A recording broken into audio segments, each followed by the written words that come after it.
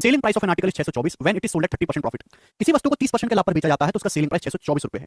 यदि वस्तु के क्रय मूल्य यानी कि सीपी को 50 रुपए बढ़ा दिया जाए और विक्रय मूल्य को 50 रुपए बढ़ा दिया जाए तो प्रॉफिट परसेंटेज लगभग कितना होगा एप्रोक्सीमेट। बहुत बेसिक सवाल है, इजी है तो एक ही करवाऊंगा। बताओ, किसी वस्तु को 30% के लाभ पर बेचा जाता है, अगर किसी सामान को 30% के लाभ पर बेचा जाता है तो आप मुझे बताओ सीपी से एसपी का रेशियो क्या होगा। 30% की फ्रैक्शन वैल्यू 3/10 होती है, यानी कि 10 का समान 13 में। ठीक है, अगर किसी सामान को 30% के लाभ पर बेचा जाता है तो सीपी से एसपी का रेशियो क्या होगा, 10 रेशियो 13।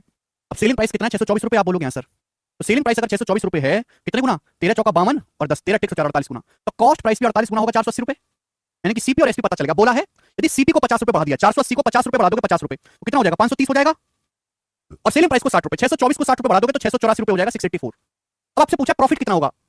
अब 530 रुपए का सामान 684 में बिकेगा, 530 का सामान 684 में, यही है। तो बताओ प्रॉफिट कितना हुआ मेरे प्यारे, जवाब दीजिए। अगर 530 का सामान 684 में तो प्रॉफिट कितना, 154 रुपए का। परसेंटेज में कितना है, अब ऑप्शंस देखो, ऑप्शंस काफी नजदीक है। और फिर भी चलिए 530 का, देखिए अगर मैं 530 रुपए का 30% भी निकालूं, 30%, तो ऑप्शन 30% के नजदीक है, तो 530 का 30% होता है 159 होता है।